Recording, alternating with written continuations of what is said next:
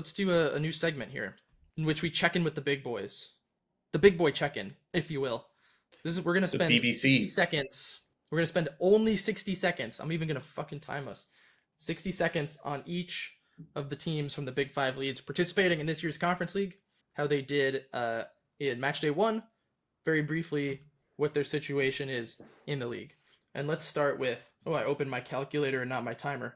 What an idiot. Common All right. mistake. Ready? Crystal Palace. Go. I They mean, couldn't lose, right? Until they did. Yeah. Sixth in the league right now, though. 12 points from 7 in England.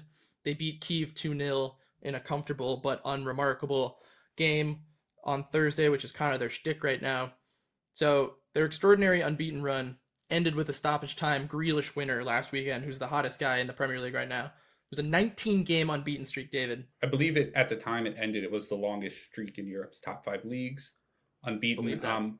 We are starting to see a little bit of the cracks attacking wise. Just only 9 goals in the league through 7 games, but I think the attack proved against Kyiv it's more than capable of performing at the Conference League level.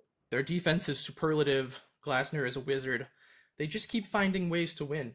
58 seconds. Let's do Fiorentina, who beat Sigma Olomouc 2-0, but didn't score the second till the 95th minute, playing with their food as always. But in the league, they're in a bit of a crisis, David, and there's some speculation over Pioli. So do your thing. Do your Italy thing. Stefano Pioli's Fiorentina have 0 wins so far through 6 league games and just have not looked like they're going to score any goals. There's no real patterns of play that they're setting up. It seems a little bit like Keane and Prey, just chucking it up to him, hoping he can do something.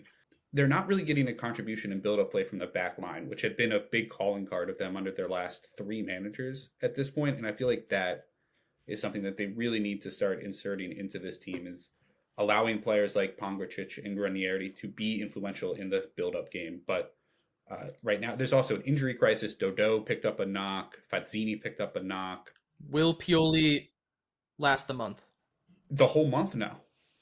Okay. So. Mainz beat a tough Ammonia team in Cyprus 1-0 thanks to a lone penalty. That was one of their 2 shots on target in a hardly thrilling performance. They've also sucked in the league so far. They're third bottom. This is becoming a bit of a thing with the German teams in the Conference League, but not a trend they want to embrace, I'm sure. Through 6 Bundesliga matches, they have 5 joint leading scorers on their team. And they all have how many goals, David?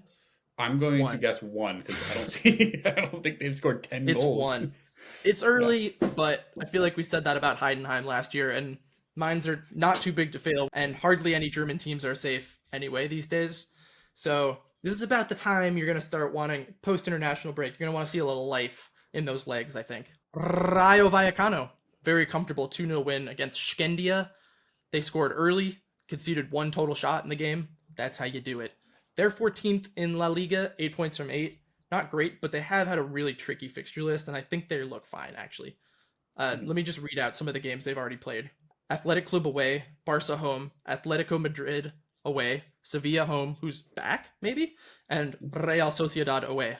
So, pretty tough 5 games there out of 8. The defense has been fine. They've just kind of struggled for goals against elite competition. But I think the Conference League signs have been pretty promising, I think, against the worst teams that they're playing. I think that brings us to Strasbourg. Right, that's the Strasbourg, yeah. They're the most interesting one because they had a really tricky time in Slovakia. Scraped out a 2-1 road win against Slovan Bratislava, despite getting outshot 22-5 and getting doubled up on XG, basically. Yeah, in the first half, they scored twice on 1 shot on goal. 1 shot overall, sorry. Not just on goal. Obviously, it did go on goal, but it was 1 shot overall. The other, an own goal from Slovan Bratislava. But I will say they're performing really well domestically. They're currently sitting third really well in Ligue 1. Big game with PSG on the weekend. 5 wins from their first 7. And I think it's interesting that in this game, they were not able to do what Rossenior wants them to do. Right? They couldn't control possession. They had trouble pressing Slovan effectively. But they were still able to kind of overcome that and get all 3 points, which is the sign of a mature team. Sometimes you're like, oh, maybe they're just not that good. But I think this was obvious youth. Yeah, which is, I think what impresses me the most, and Rosenio, I don't know if you saw the clip of him speaking to his players after one of their matches in Liga earlier this year, but I mean, he just seems to have a way of connecting with younger players that is missing from Make a the lot of most of your time managers. here And before you move to Chelsea. yeah, and I'm really impressed by what they're doing, even though, We're building something special for the next 2 to 3 months. yeah, yeah, it's going to be blown up at the end of the year when all these players move to Chelsea, which is Yeah, the a fans complete still disappointment. rightfully furious with their management. I think they're a real contender by default, just based on the field in the Conference League. I know you disagreed before. The only other thing I'll say about them is their new boy up top, Joaquin Panicelli, Argentine kid, has been really good so far. He's got 5 goals. The amount of depth they have is really only comparable to Fiorentina in this one. Like, I think they have more depth, like quality depth, than even Crystal Palace do right now. Yeah, more attacking talent for sure. Well, that was 6 minutes, not bad.